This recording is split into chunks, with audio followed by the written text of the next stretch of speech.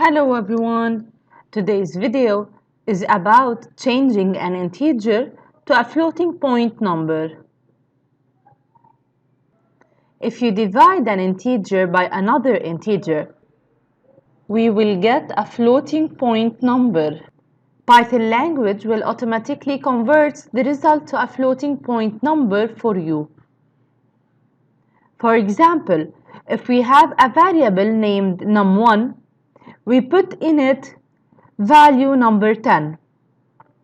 And we have another variable that is called num2.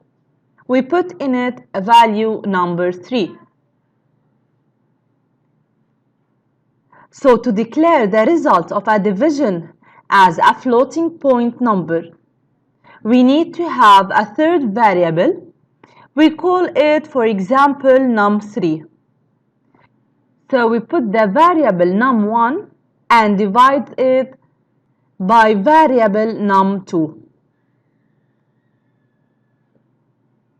So this program performs the division process in which the result is allocated in another variable which is num3. Then we need to print the result of division. So we put print and between brackets we put the variable num3.